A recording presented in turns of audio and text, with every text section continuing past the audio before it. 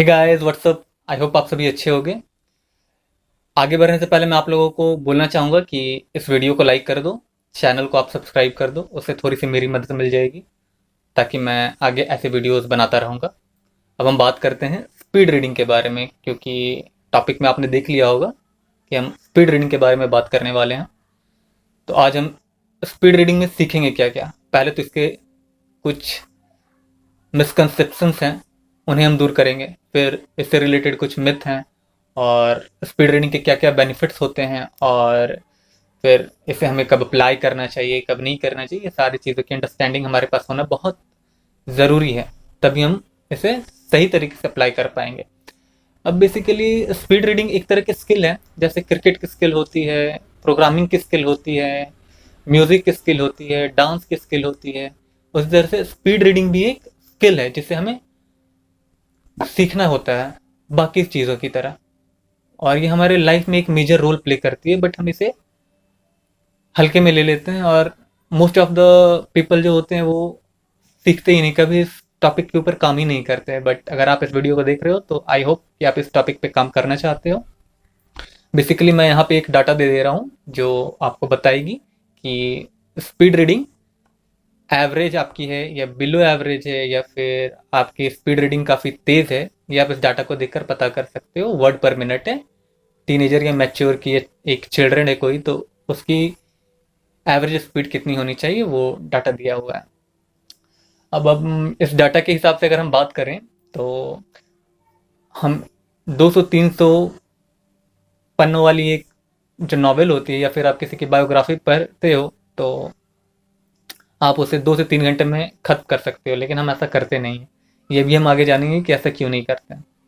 चलिए, तो हम इसके कुछ मिसकंसेप्शंस के बारे में बात करते हैं। तो इसकी पहली मिसकंसेप्शंस तो ये है कि भैया स्पीड रीडिंग जो होती है वो भैया इनबॉर्न टैलेंट होती है। कुछ लोग मतलब पैदा होते ही उनकी पैदाइशी ये टैलेंट होती है कि वो स्पीड में रीडिंग कर सकते हैं, और हम तो भैया निठल्ले ठहरे, हमसे कुछ होगा नहीं। तो ऐसा कुछ नहीं है, हर कोई स्पीड रीडिंग कर सकता है, बस आपको प्रैक्टिस की ज़रूरत होती है। ये बहुत बड़ा मिथ है। मानता हूँ कि हो सकता है कोई इंसान ज़्यादा तेज़ी से दौड़ता है या कुछ करता है, लेकिन प्रैक्टिस के साथ आप भी अच्छा दौड़ना, अच्छे प्रोग्रामिंग करना, अच्छा गाना गाना, या फिर अच्छा डांस करना, सब कुछ सीख सकते हो। कुछ लोग ये भी बहाना देते हैं कि वो बुक्स को इंजॉय करना ज़्यादा बेहतर समझते हैं, ना कि उसे तेज़ी से पढ़कर ख़त्म करना। ये भी एक बहुत बड़ी मिथ हो जाती है दोस्त, क्योंकि बेसिकली वो कभी इस बारे में ध्यान नहीं देते। अगर वो ध्यान देंगे तो कोई अपना टाइम क्यों वेस्ट करेगा, हमें राइट। उसके बाद एक और मिथ आती है दोस्तों कि लोग ये कहते हैं कि फास्ट रीडिंग मतलब लेस अंडरस्टैंडिंग। ये भी एक तरह की मिथ है। मैं इसका उल्टा कहता हूँ कि आप जितने फास्ट रीडर बनते हो, आपकी अंडरस्टैंडिंग भी उतनी ज़्यादा इंक्रीज कर जाती है। वो कैसे, वो हम आगे बताते हैं आपको। और कुछ लोग ये भी कहते हैं भैया कि मुझसे तो होगा ही नहीं। मैं कहता हूँ क्यों नहीं होगा, बिल्कुल होगा। आप कोशिश तो करके देखो, होगा क्यों नहीं। ये तो हो गई दोस्तों इसकी कुछ लिमिटेशंस, कुछ ऐसी चीज़ें जो कि मिथ हैं। लोग ऐसा मानते हैं लेकिन ऐसा कुछ होता नहीं। आई होप कि अब आप इन सब बातों को ध्यान से नहीं लोगे। ये मिथ आपकी क्लियर हो गई होंगी कि आप अपनी स्पीड रीडिंग कर सकते हो, अगर आप अभी तक नहीं कर पाते हो तो। अब बेसिकली अब हम बात करेंगे कि इसके बेनिफिट्स क्या क्या होते हैं। तो इसका बेनिफिट्स तो सबसे पहले ये होता है कि आप अंदर से एनर्जेटिक फील करते हो। दूसरी बात है दोस्तों कि आप इसमें अपना एनर्जी बचा लेते हो बहुत सारा, और बहुत सारी टाइम भी सेव कर लेते हो आपका, क्योंकि आप बहुत कम टाइम में जब आप स्पीड रीडिंग करते हो, आप सोचो 2x 3x मल्टीप्लाई कर रहे हो अपने रीडिंग स्पीड को। मतलब आप वो टाइम करो, अगर कोई चीज़ को आप 3 घंटे में ख़त्म कर रहे हो पढ़ाई करके, तो वो आप 1.5 घंटे में पूरी रीडिंग कर लोगे। तो अगर कोई चीज़ आप 3 घंटे में ख़त्म कर रहे हो, तो उस चीज़ को आप 1 घंटे में कर लोगे, अगर आप 3x मल्टीप्लाई कर लेते हो अपने रीडिंग स्पीड को। तो और बेनिफिट्स के बारे में बात करें तो आपकी कॉम्प्रिहेंशन ज़्यादा हो जाती है, और आप ज़्यादा से ज़्यादा चीज़ों को रिमेंबर कर सकते हो। तो ये भी इसकी एक बेनिफिट है कि आप कॉम्प्रीहेंड ज़्यादा बेहतर तरीके से कर सकते हो, और आपको ज़्यादा चीज़ें याद रहती हैं, रिमेंबर ज़्यादा चीज़ों को आप कर पाते हो। ये इसकी एक बहुत बड़ी बेनिफिट है। अब कुछ लोगों की होती है भैया कि स्पीड और कॉम्प्रिहेंशन ये दोनों को साथ में कैसे इंक्रीज करें। भैया हम रीडिंग स्पीड तो मल्टीप्लाई कर रहे हैं, लेकिन स्पीड और कॉम्प्रीहेंशन। अब कॉम्प्रीहेंशन होता क्या है तो मैं बता दूं। लेवल ऑफ अंडरस्टैंडिंग, आप कोई चीज़ को कितने डीपली अंडरस्टैंड कर रहे हो, वो आपका कॉम्प्रीहेंशन होता है। ठीक है। तो जितनी अच्छी अंडरस्टैंडिंग होगी आपके वर्ड के ऊपर, उतनी अच्छी आपकी कॉम्प्रिहेंशन होगी। तो स्पीड और कॉम्प्रिहेंशन साथ में इंक्रीज करना बहुत ज़रूरी है अगर आपको स्पीड रीडिंग एक्चुअल में करना है। तो एक और वर्ड आ जाता है हमारे पास, सब वोकलाइजेशन। अब सब वोकलाइजेशन होता क्या है? सब वोकलाइजेशन होता है जैसे आप कोई वर्ड पढ़ते हो, जैसे मैं ले लेता हूँ ग्लास या फिर एप्पल।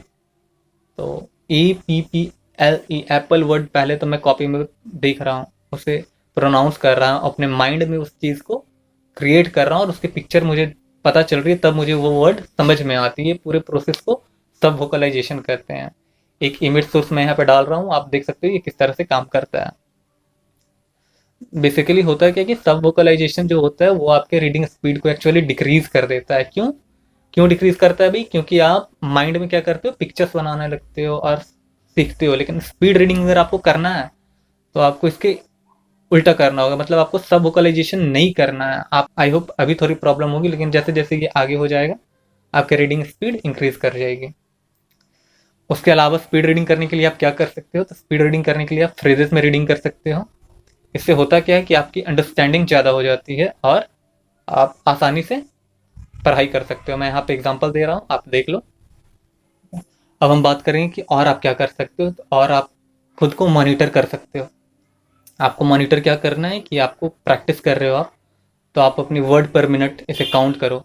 आप जैसे जैसे प्रैक्टिस कर रहे हो आप देखो कि आप कैसे इंप्रूवमेंट कर रहे हो या नहीं कर रहे हो। और उसके बाद अगर सब वोकलाइजेशन की टिप्स हमने सीख ली, कॉम्प्रिहेंशन क्या होता है ये हमने जान लिया, उसके बाद मैं बात करता हूँ वोकेबलरी की। वोकेबलरी आपकी जितनी अच्छी होगी उतनी अच्छी आपकी अंडरस्टैंडिंग होगी। तो मैं आपको सजेस्ट करूंगा कि अगर आप स्पीड रीडिंग के ऊपर काम करने जा रहे हो तो पहले आप ऐसे बुक्स को रीडिंग करना शुरू करो जिसकी वोकेबलरी बहुत ईजी हो, जनरल वर्ड्स यूज ज़्यादा होते हो। वैसे बुक्स से आप प्रैक्टिस करोगे तो आपकी स्पीड जल्दी इंक्रीज करेगी। ओके ओके दोस्तों, तो अब हम बात करते हैं कि आगे आप अपने स्पीड रीडिंग को और कैसे इम्प्रूव कर सकते हैं और क्या कर सकते हो आप। तो पहली बात तो ये कि आप वर्ड्स के ऊपर ज़्यादा ध्यान ना देकर फ्रेजेस के ऊपर ध्यान दो। उसके बाद कि वर्ड्स की साउंड कैसे आ रही है, उसे आप किस तरह से प्रोनाउंस कर रहे हो, ये देखना आपको ज़रूरी है। और आप हर वर्ड को पढ़ना आपको ज़रूरी नहीं होता कि आप हर वर्ड को कम्प्लीटली रीड करो। ये चीज़ों का आपको ध्यान देना होगा, तो आपकी रीडिंग स्पीड इंप्रूव कर जाएगी। नहीं तो ये आपकी माइंड में प्री इंस्टॉल वर्ड होती हैं जिसे आप बस एक झलक देखते हो और आपकी चीज़ें हो जाती हैं। उसके बाद बात आती है हमारी कंसंट्रेशन की। दोस्तों मैंने आपको पहले भी बोला था कि हम 2 घंटे में पढ़ सकते हैं एक जब बुक को, तो हम पढ़ते क्यों नहीं है? तो यहाँ पे हमारा कंसंट्रेशन का काम आ जाता है, क्योंकि हम जानते हैं कि कंसंट्रेशन उतने लंबे समय तक हमारा रहता नहीं है। तो मैं ये भी बोलूँगा कि आपको अपने कंसंट्रेशन के ऊपर काम करना चाहिए, क्योंकि अगर आप अपने कंसंट्रेशन के ऊपर काम कर सकते हो तो मे भी पॉसिबली आप 1 घंटे में एक बुक को ख़त्म कर दो, क्योंकि स्टोरीज तो इंटरेस्टिंग होती ही हैं। और अगर आप स्टडी करते हो तो स्टडी में भी आप इसे इस्तेमाल कर सकते हो।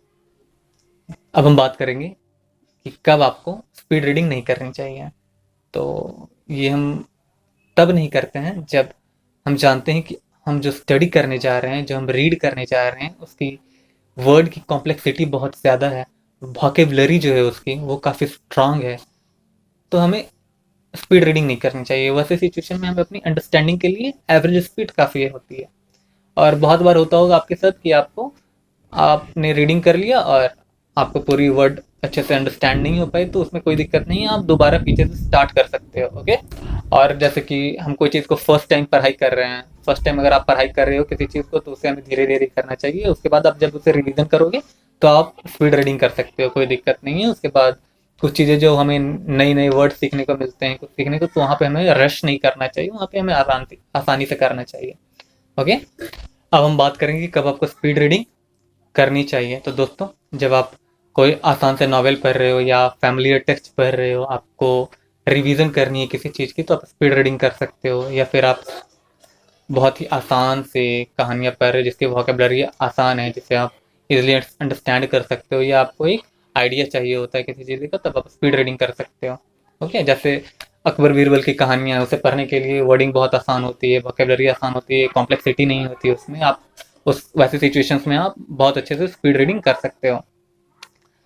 अब जैसे मैं बीइंग अ प्राइवेट ट्यूटर, बहुत बार होता क्या है कि कुछ चीज़ें पुरानी हो जाती हैं, तो एक झलक देखने के लिए मैं स्पीड रीडिंग कर लेता हूँ उसे। उससे होता क्या है कि बहुत कम समय में मुझे उस टॉपिक की आइडिया मिल जाती है। तो आइडिया मिल जाता है तो उसे पढ़ाना काफ़ी आसान हो जाता है, अंडरस्टैंडिंग इंक्रीज हो जाती है और मेरी टाइम भी सेव हो जाती है।